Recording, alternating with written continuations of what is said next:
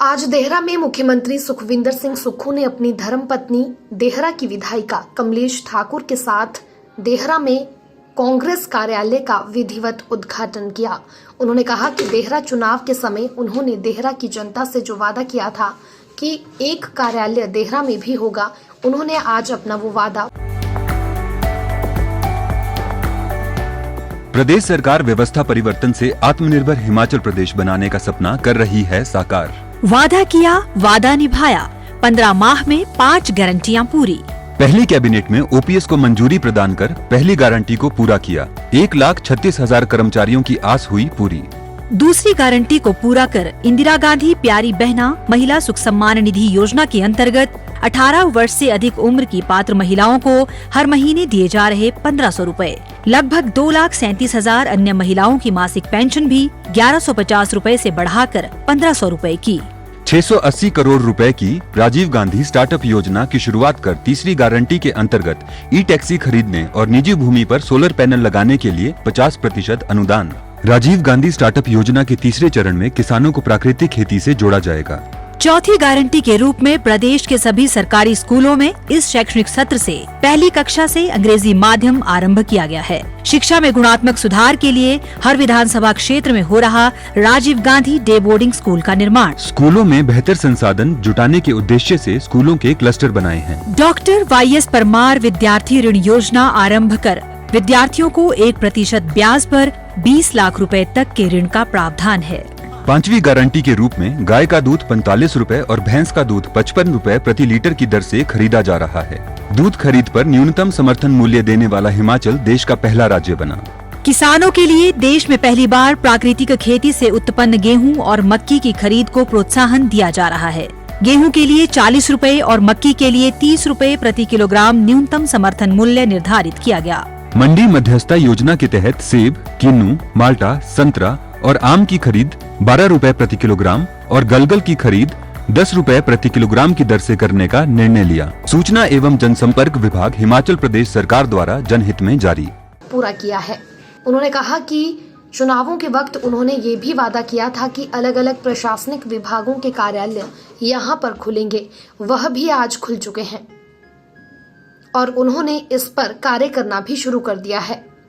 वहीं इस दौरान सभी विभागों के प्रशासन अधिकारी भी मौके पर मौजूद रहे। मुख्यमंत्री सुखविंदर सिंह सुक्खू ने मीडिया से बात करते हुए क्या कुछ कहा, आइए आप भी सुनिए।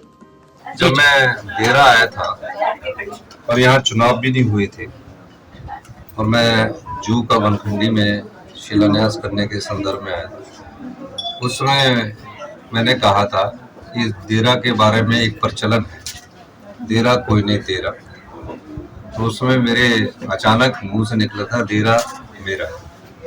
अब क्या पता था उसके बाद विधानसभा का चुनाव होना है और विधानसभा के चुनाव के बाद मेरी धर्मपत्नी को यहाँ से चुनाव लड़ना पड़ेगा और हमने चुनाव लड़ा।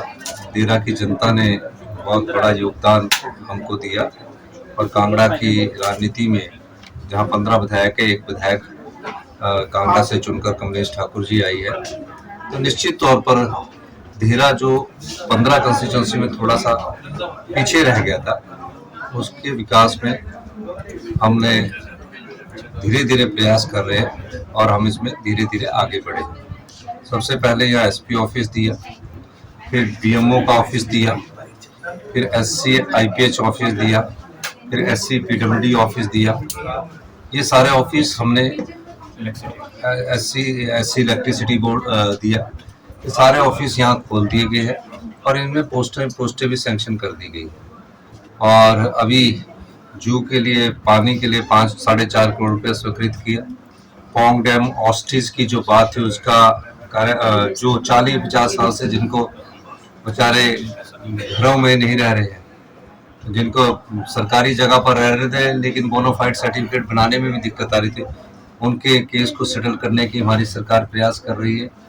और देहरा 3 विधानसभा क्षेत्रों को सिंचित करता है, जैसे कि ज्वालामुखी है, चश्मा प्रागपुर, तो हर जगह पुलिस की चौकी दी, DSCP ऑफिस डाडा सिब्बा दिया, ज्वालामुखी में दिया, एक्सिन ऑफिस ज्वालामुखी ज्वाला जी दिया। तो ये सारे ऑफिस इसलिए दिए गए कि बड़ा जिला होने के बाद जिले तो कई है, बड़ा जिला होने के बाद इन क्षेत्रों का जो विकास पिछले कुछ समय से रुका हुआ था उसको आगे बढ़ाया जाए। अब एक डिस्ट्रिक्ट में 15 जिले हैं और एक डिस्ट्रिक्ट में 3 जिले हैं, एक में 4 जिले, एक में 5 जिले हैं। जो फंड का एलोकेशन होता है उस फंड के एलोकेशन में जिला वाइज जब एलोकेशन करते हैं तो उसमें थोड़ी बहुत कहीं कमी रह जाती है। लेकिन देहरा को एक हमने इकाई स्थापित कर यहाँ फंड का प्रभाव भी हम कर रहे हैं और मेरा ये मानना है कि आने वाले समय में देहरा को टूरिज्म की दृष्टि से हम विकसित करने जा रहे हैं। देहरा में और पोंग में जहाँ पानी होगा वहाँ शिकारा भी चलाएंगे, हाउस बोट्स भी चलाएंगे, जेट स्की भी चलाएंगे और क्रूज भी चलाएंगे पूरे कांगड़ा क्षेत्र में, क्योंकि मैंने पहले कहा था कि कांगड़ा को टूरिज्म कैपिटल के रूप में हम विकसित कर रहे हैं। इस दिशा में भी हम काम कर रहे हैं और देहरा में जल्दी ही एक अच्छा सा होटल भी हम यहाँ बनाने जा रहे हैं, जिसके लिए अधिक से अधिक हम पैसा स्वीकृत करने की कोशिश करेंगे और जो भी देहरा के विकास में हो सकेगा। पिछले दिनों में देहरा गडकरी जी से मिला था, तो रानीताल से लेकर ये मुबारकपुर तक 4 लेन की बात की थी, उसकी कंसल्टेंसी उन्होंने अपॉइंट कर दी थी। पिछली बार भी मेरी उससे बात हुई थी। और देहरा में जो पुल है, अभी मैंने ज्वाली में एक 66 करोड़ रुपए का पुल का भी स्वीकृति दी है और एक और पुल इन्होंने बताया है मुझे, जिसका अगले साल हम सेतु समुद्र में उसका स्वीकृति दे देंगे। और ये जो पुल की स्वीकृति मिलती है, ये जो हमारा टैक्सेस का पैसा था उसके द्वारा मिलती है, ये भी मैं आपको कहना चाहता हूँ। तो निश्चित तौर पर यहाँ अभी मेरे स्टाफ भी बैठेगा और इस ऑफिस के द्वारा लोगों के कार्य भी